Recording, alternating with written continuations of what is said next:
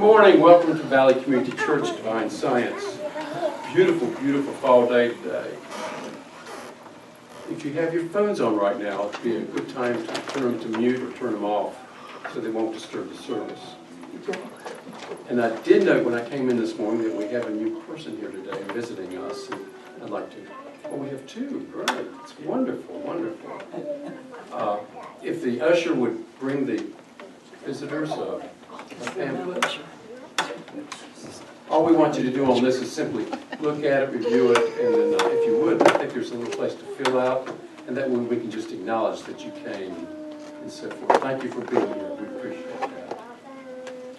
Well, today we have Dale Saller is going to do our woman reading, and our music today is a new group, Like the Moon, with our friend Randy Walker, and Lisa Angel and Noreen McConnell will be joining us in the morning. Dale? Thank you.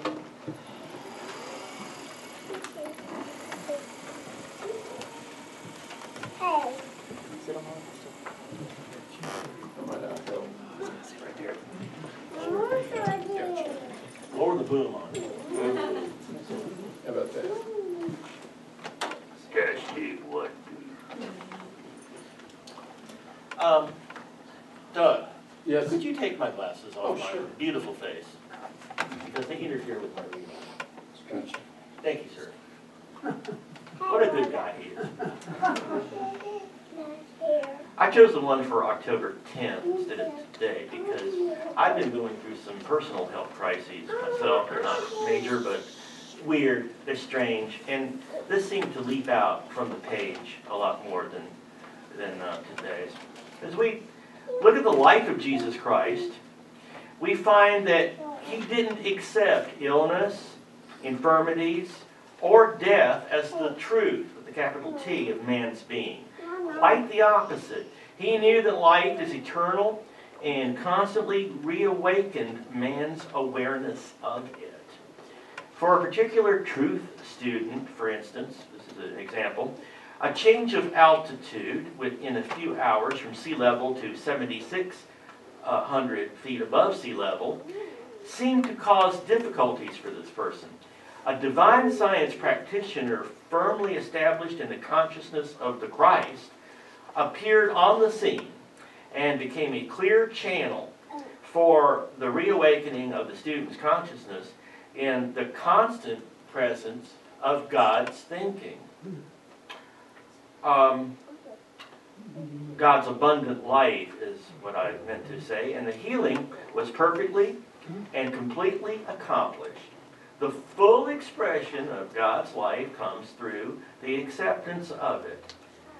God's life is abiding presence of love, wisdom, and allness, again with the capital A, is a constant factor.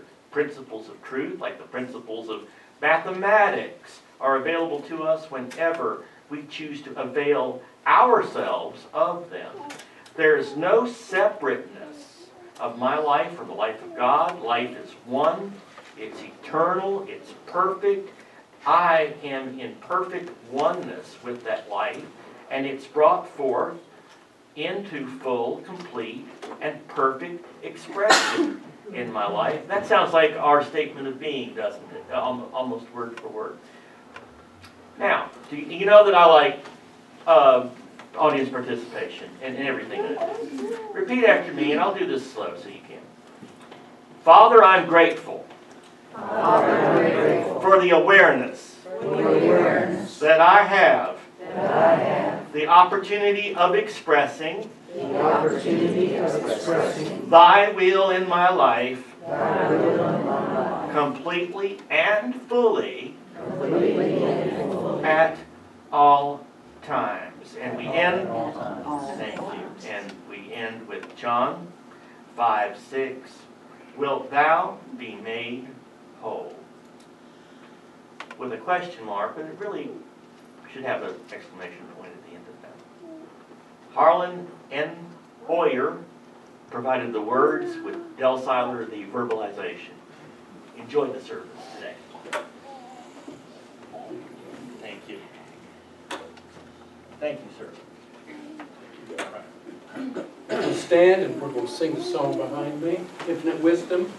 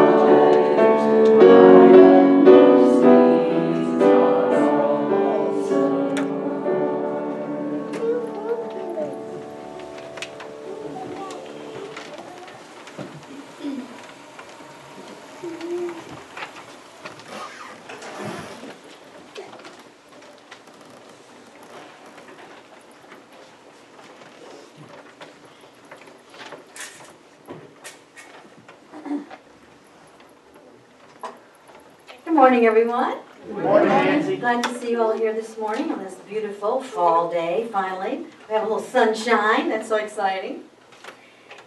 So I will not be doing a separate Bible verse today, because I'll be quoting several and talking about them during my lesson. So let us say the statement of being together. God is all, both invisible and visible. One presence, one mind, one power is all. This one that is all is perfect life, perfect love, and perfect substance. I am the individualized expression of God, and am ever one with this perfect life, perfect love, and perfect substance. Like the moon.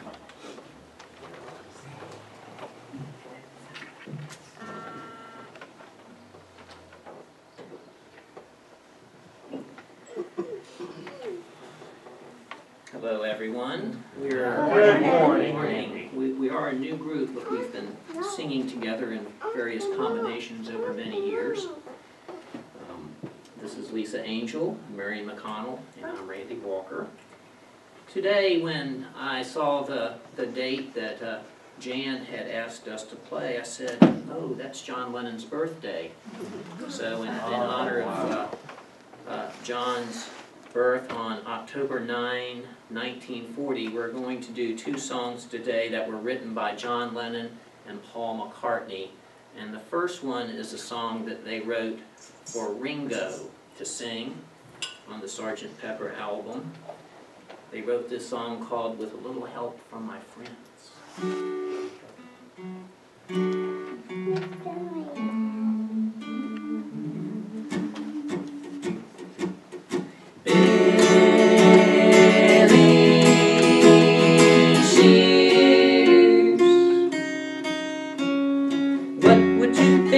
If I sang out of tune, would you stand up and walk out on me? Lend me your ears and I'll sing you a song, and I'll try not to sing out of key. Oh, I get high with a little help from my friends. I get high with a little help from my friends. I'm gonna try with a little help from my friends.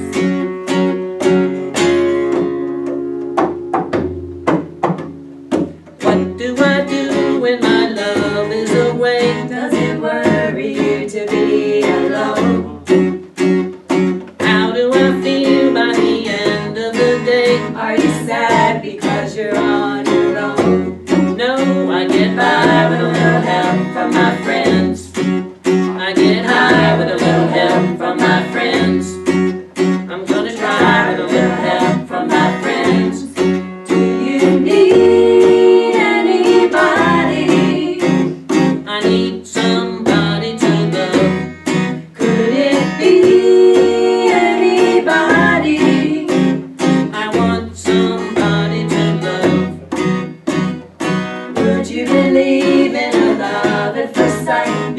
certain that it happens all the time. What do you see when you turn out the light? I can't tell you, but I know it's mine. Oh, I get by with a little help from my friends. I get high with a little help from my friends. I'm gonna try with a little help from my friends. Do you need anybody? I need somebody to love. Could it be anybody? I want somebody to love. Oh, I get by with a little help from my friends. I get high with a little help from my friends. I'm gonna try with a little help from my friends. Yes, I get by with a little help from my friends. With a little help from my friends.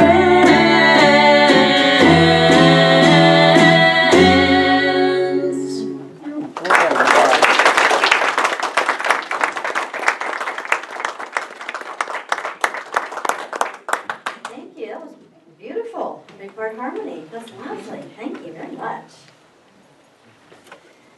Okay, now is the time on our service for our meditation.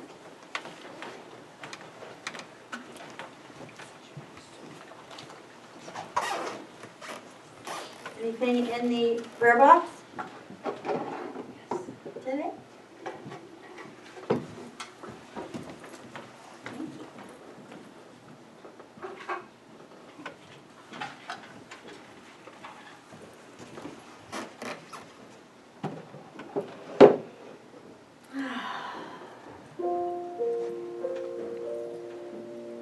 Let each of us know that as we hear these words that apply to us sitting here right now, that these words are also for the people for whom we pray today as well, including everyone on our Valley Community Prayer List. And if you did not put someone's name in the box, that's all right. Just hold them in your heart and know that these words are also for them. I invite you to close your eyes and be still for just a moment. Let's release all burdens and joys and just be here right now. Let us breathe in, breathe out an audible sigh. Let's do that again. And melt into your seat. This release signals the body and the mind that we are ready to listen, to be still.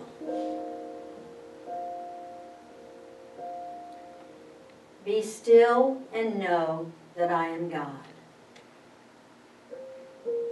I am still in thy presence. I am quiet and peaceful, for I put my trust in thee.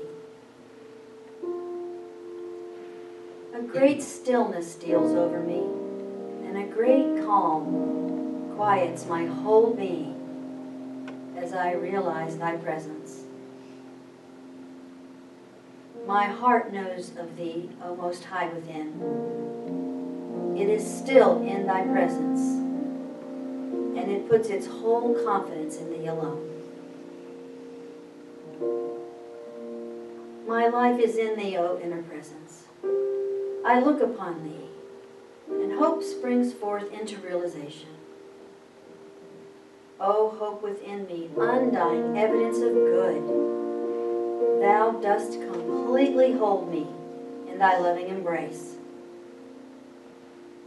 And from this fond caress, assurance shall be born, and confidence, and love.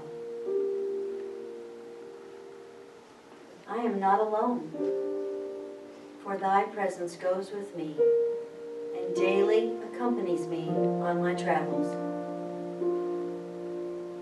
Always I find this divine companion with me, who will not desert me, nor allow me to go alone.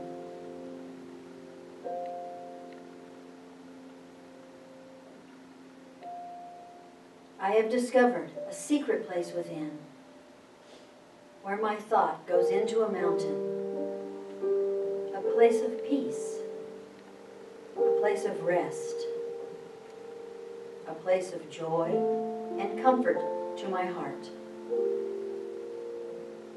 I have found that secret place of God, and it is within my own soul. I rest in security and peace, for the inner light shines forth and illumines the way.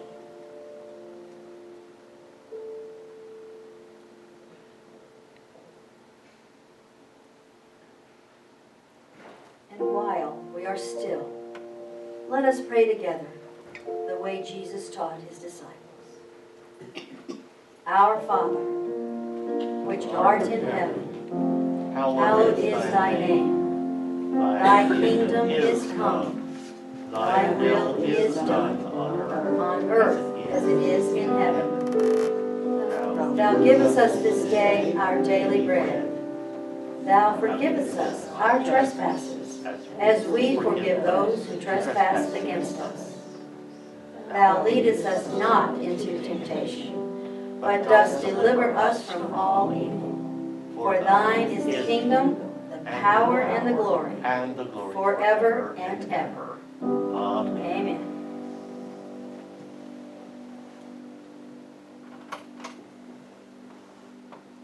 Thank you.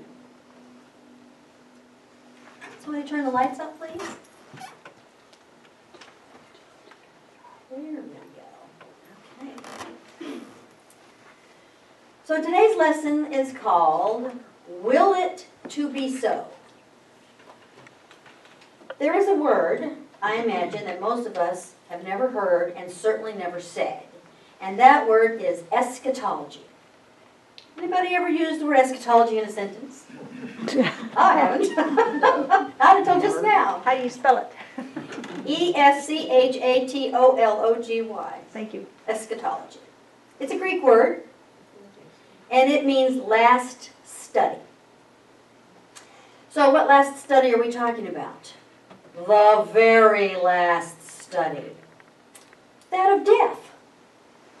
The last and final judgment. Our final destiny. The destiny of mankind. Heaven, hell, the rapture, the second coming of Christ, the new heaven, the new earth, the kingdom.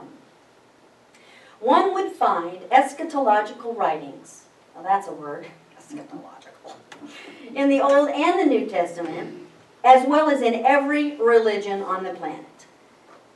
Much dogma and doctrine has been written about the literal and the physical coming of what we, as Christians we would call the kingdom. Some people actually are preaching right now that this phase of civilization we're in right now is the final phase due to certain outer activities that happen to be going on, such as an increase in the focus on secular life, bombs, wars, increasing emphasis on sex, violence, and materialism. They preach this, that this is the sign of the kingdom coming soon to a theater near you. Couldn't resist. I'm going to venture to say the civilizations have never actually risen, nor have they been destroyed by wars or bombs, or by the will or wrath of God, but by the rise and fall of human consciousness. We could say that the fall of Rome, World War I, World War II, and any other war was actually an inside job, caused by the darkness in the minds of men. So the danger really isn't the atom, as in the atom bomb, but the danger is in Adam, A-D-A-M, Adam consciousness, which is the consciousness which frustrates our inherent divine potential. There's a story of a young lad who actually wanted to discredit the wisdom of one of the elders in his community, in his village. So he held a small bird in his hand, and he asked the old man, he said, "Is this bird dead or alive?" Now, the wise man, he actually knew what this young lad was up to, and so he thought, well, if I tell him the bird is dead, he will open his hand and the bird will fly free. If I say to him that the bird is alive, he will crush the bird in his hand. He would be wrong either way. So he thought, this is what I shall tell him. So he looked at the young boy with the bird in his hand, and he said, "It is as you will it." So the power is in each one of us. Do we rise or do we fall in consciousness? It is as we will it. It's no one else's responsibility but our own. The future of our civilization actually depends on how we relate to that beyond that is within each one of us. In every culture, there is certainly a sense about what happens after this life. A couple of weeks ago, I talked about reincarnation, transmigration of the soul. But this time, I'm talking about something just a tad differently. Everybody wants to go on to something better. There is beyond the blue, the happy hunting ground, the Elysian fields, nirvana, Valhalla, heaven. So what did Jesus teach about this kingdom of heaven? In a very small nutshell, 7 words to be exact, Jesus said, the kingdom of heaven is at hand. Okay, here's my hand. At hand, right here. Oh, now? I'm going to say that means now, not after the death of the body. Totally different concept than talking about transmigration of the soul after you leave your body. We're talking about in your body right now, the kingdom of heaven is here, at hand. Now, the Pharisees wanted to know from Jesus, when is the kingdom of God coming? And he said, the kingdom of God cometh not with observation. Neither shall they say, lo, here, or lo, there. For the kingdom of God is within you. That's Luke 17:20. So the kingdom is now, within each one of us, closer than breathing, closer than hands and feet, as the poet says. So the kingdom of heaven has and always will be within man. That's very specific. And I think that this indicates that the kingdom of heaven is not a place to be found out there in time or space. It is not in the future where everything is going to suddenly just be perfectly fine and all right. Nor is it a place to go, nor is it an experience to have. It is something for us to be.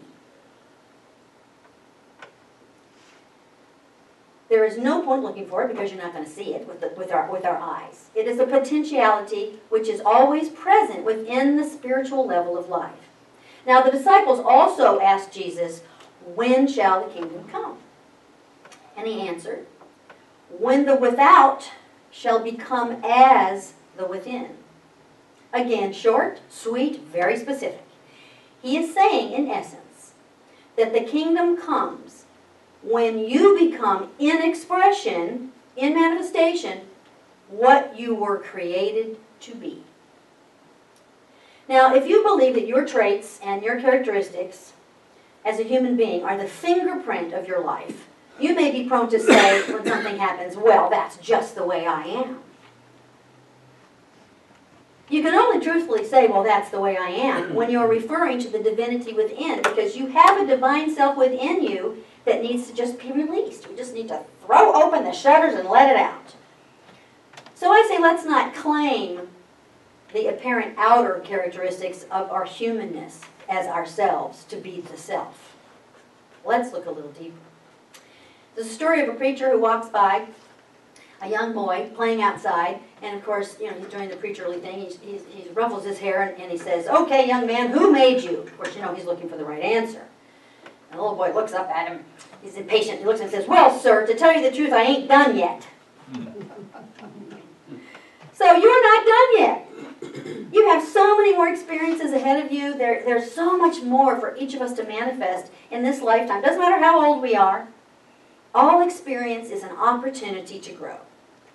Now, I will wager that, I guess, that everyone in this room, as children, when we would pray and look up there.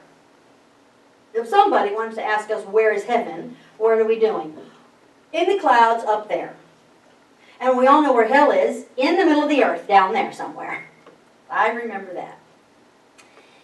However, in a very real sense, heaven is upstairs. It's upstairs in the upper level of your consciousness. So let's think of life as a house. In John 14:2, Jesus said, "In my Father's house there are many mansions." So that's not after death. We're talking about like now. In his Father's house right now, lots of floors everywhere, lots of rooms, lots of floors. But then there's also the basement. There are many different levels on which we can experience life. So it really doesn't matter what floor you live on right now, where your consciousness is, or at any given moment, or in any given lifetime. Because the kingdom of heaven is always within you, always. No matter where you are, no matter what you're doing. Okay, so now here's an interesting thing. So if the kingdom of heaven is now, wouldn't it seem also possible that the kingdom of hell is now? Our only sin is the frustration of this innate potential that we have, this divine life that can be ours. So I say we can be living in hell right now. We can be living in heaven right now. We have willed it to be so in our life, whatever that happens to be. Someone did not do it to us. Now, I think most of us would remember from our Greek mythology that we took like in high school maybe or college, that Hades is the god of Tartarus. Tartarus is a Greek hell. It's very interesting to note that this word Hades means not to see. So the man living in basement consciousness fails to see the fullness of life. Lucky for us that there's always more within us, and that more is God. We each have the intelligence within to surpass our current self. Many of us live in the basement and have no idea that there are all those other rooms up there. All we have to do is go up those basement steps. We must will it to be so, for no one can will it to be so for us. We have to do that ourselves. Interestingly enough, the word heaven comes from the Greek word Roanoke, which means, literally, this word means expanding. So the idea of the kingdom of heaven is one of life as a limitless experience in an ever-expanding universe. We need to take those blinders off. Think big, think wide. Now here's an interesting thing.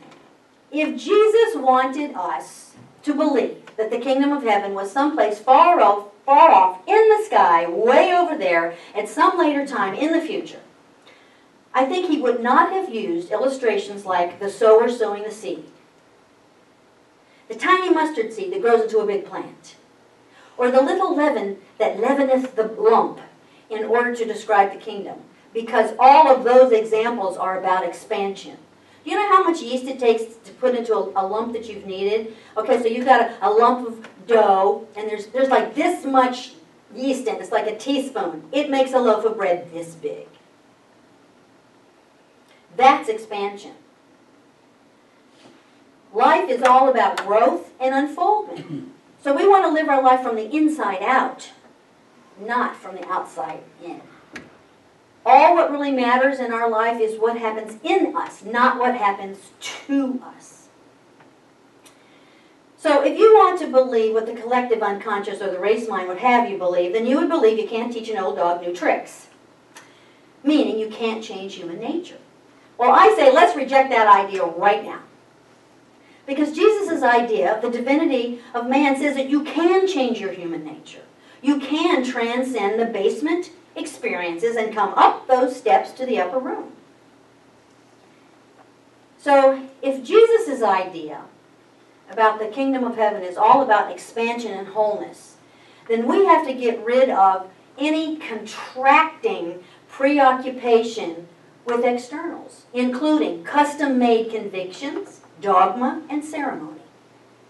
We don't want any of that allowed in our lives to set a precedence over our individual quest for the kingdom. Because it is up to us to make it so. As we make the great discovery of the kingdom within, each one of us, then we automatically learn to salute the divinity within all. we will all be able to treat everyone as if they really are who we know they really are. Occupiers of the kingdom of heaven. Now, we've heard of Occupy Wall Street. Well, I say occupy the kingdom of heaven right now. Let's do it right now.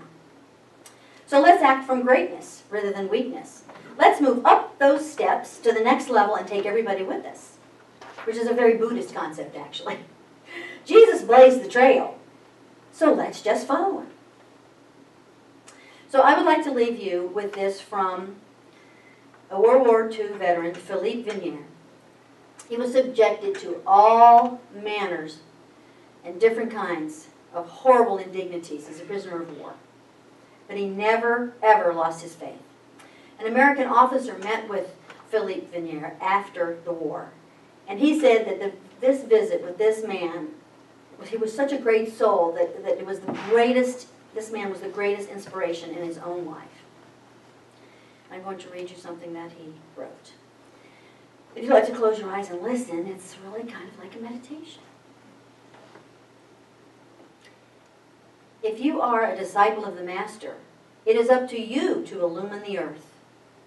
You do not have to groan over everything the world lacks. You are there to bring it what it needs. There, where reign hatred, malice, and discord, you will put love, pardon, and peace. For lying, you will bring truth. For despair, hope. For doubt, faith. There, where there is sadness, you will give joy. If you are in the smallest degree the servant of God, all these virtues of light you will carry with you. Do not be frightened by such a mission so vast. It is really not you who are charged with the fulfillment of it. You are only the torch bearer. The fire, even if it burns within you, even if it burns you, is never lit by you. It uses you as it uses the oil of life. You hold it, feed it, and carry it around. But it is the fire that works, that gives light to the world and to yourself at the same time. Do not be the clogged lantern that chokes and smothers the light. The lamp, timid or ashamed, hidden under the bushel. Flame up and shine before men. Lift high the fire of God. Amen. Amen.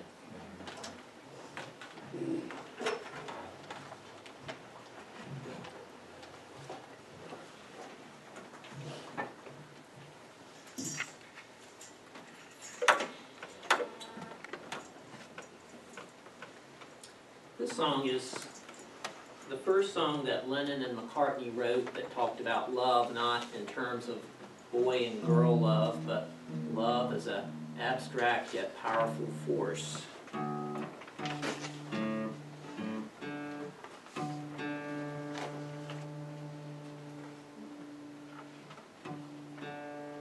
It's called The Word.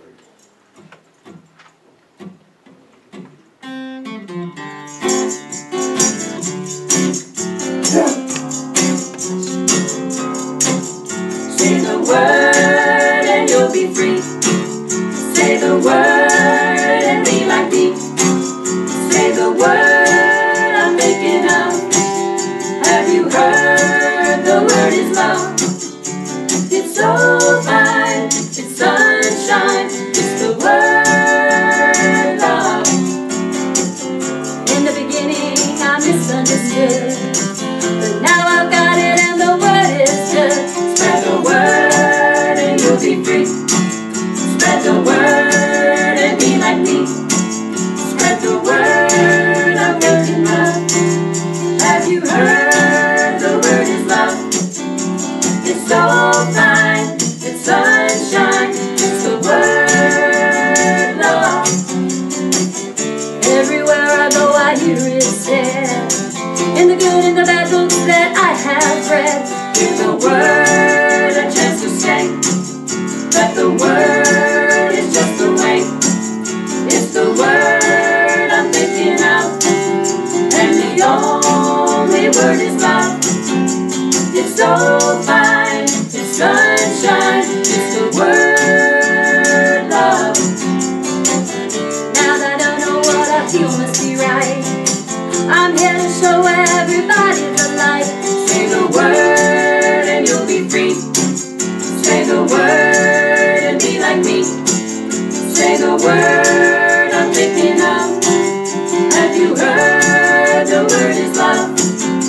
It's so fine, it's sunshine, it's the word love.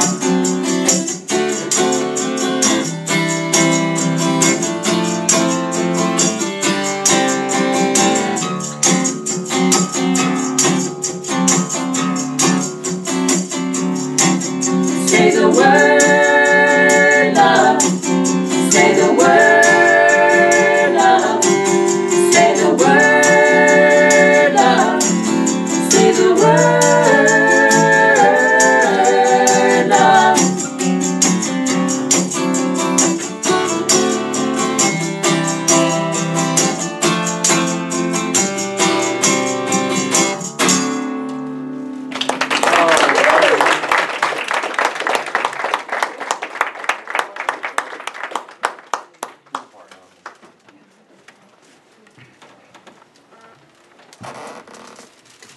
Thank you, Mike. You might call yourselves like the moon, but you step into the light. That was very nice, thank you. Now's the time for the blessing of the gifts.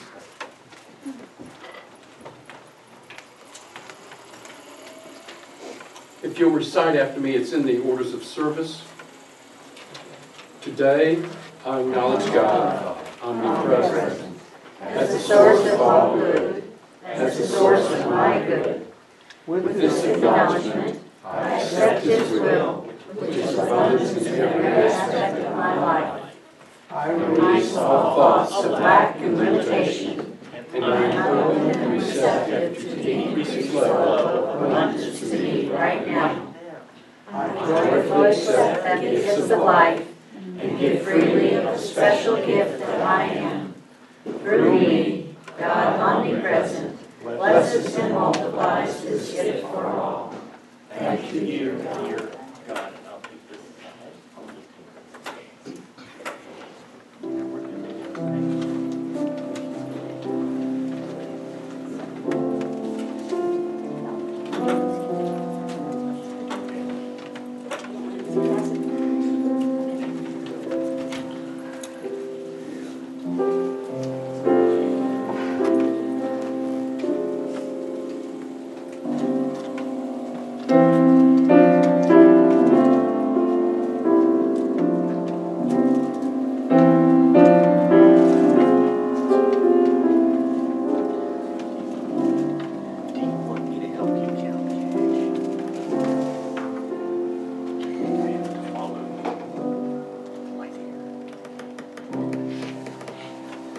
Each week, people put names in the prayer box in the back of the room. And sometimes people call me in the office and say that they would like for us to pray for somebody. And then Marita actually gets names from the Federation every week that I get by email. And so I put them on these little pieces of paper, and for those of you who are not familiar with this, and we pass them out on Sundays and ask you to pray for the people. You can take more than one. There's usually a whole bunch in the basket. And praying for others is always a good time for us to actually just stop our lives, just even for a few minutes. So praying, and by doing that, it actually is helping us also at the same time. So if you'd like to take a name out of the basket, if you feel led to do that, and take that home and pray for them during the week. Thank you.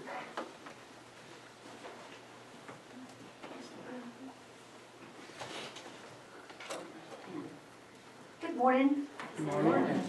Hopefully we'll have just short announcements. As you know, we do, Marita has a Wednesday night class at 5 o'clock now, keep getting back, 5 o'clock. Then we have our Mill Mountain meeting at 6:30 at the Mill Mountain Coffee House on Wednesday nights. And on Thursday nights, we have a group that meets here at 6 o'clock. It's called the Happy Chat. We come and talk positive stuff and make people leave a little happier than they came, hopefully. So any of those things, feel free to come to one or all of them. And if you have another idea for a meeting that you'd like to have going on, just let us know and we'll try to work it in. Also, as you know, we're collecting ongoing things for the Oak Grove Elementary School. There's a list listed on the board about things that we do for them. We're also collecting shoes to the end of October for the Ram House. And now we have new things. This week we're going to collect coats as we did last year for the rescue mission, is that correct? So it's called Happy Coats Giving, and we'll collect them to the end of October also, and then I'll take them to the rescue mission. So if you, again, if you're cleaning out your closet, we've got shoes that people need and also coats. I know I've still got to do mine, I was looking in my closet, so probably as bad as Melanie back there. So anyhow, the other thing is, and y'all heard this, heard it, is Eben Alexander, November the 6th. We've actually sold about 20 tickets this week, so we're on rising a little bit. So, but anyhow, we still have a long ways to go. But anybody that doesn't know what it's about, please, we've announced this for what, 2 months almost, I guess. So the tickets are $35. It's going to be November the 6th. And we have books for sale. For anybody that has any questions can certainly see Marita or any board member after church, and we'll be glad to discuss it. Next Sunday after church, we're going to be celebrating our church anniversary. We're going to be going to Wildwood for lunch. If you haven't signed the list, if you're even considering going, sign up, because I want to call over there so they'll have some tables for all of us together. So if you, like I said, even if you're even thinking about going and you don't go, that's fine, but we just need to have kind of a head count for that. This week's flowers are sponsored by me for Valerie. Thank you for all that you do around here for the the gardens and everything. We really do appreciate it. And one last thing is the board meeting that it was supposed to be tomorrow night, we're canceling it to the following Monday, which is the 17th at 4 o'clock. Some of the board members had some conflicts going on with the schedule, so we changed it to the following week. So. And I got something. Okay, Dale has something to move that.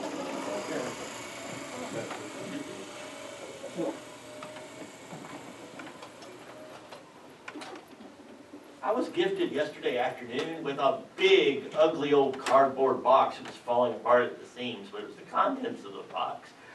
Very classic, old children's books that may or may not be appropriate for the Valley Community Church nursery or for your own means. And I'm encouraging anybody who wants to stop by my house. It's the easiest method. I'm sorry. I mean, that's what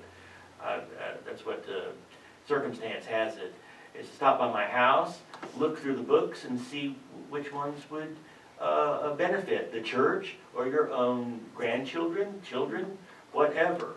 But I have no use for them. I've kept the same children's books all my life, and that's 57 years, and I really have no use for these books. But some are current characters like Dora, and some are like Bambi, Cinderella, the Velveteen Rabbit, you name it. It's just a gamut of classic and modern children's characters. So please, if you want to stop by my house, 1878 Bridal Lane, in my living room, I'd prefer that you do it while I'm at my house. There's a little thing called breaking and entering. But anyway, the offer is open to anyone, either after church or any time this week. It's going to stay, the box is going to stay right where it is. So please, enjoy. Thank you. I've heard through the Voices of the Faith that there is going to be a free movie at the Grandin Theater this coming Wednesday at 7:15, and it's entitled "What a Million Muslims Think." Now we think of Muslims as sort of being just in the Middle East, but a minor part of the Muslims, I think there are 1,700,000,000 Muslims in the world.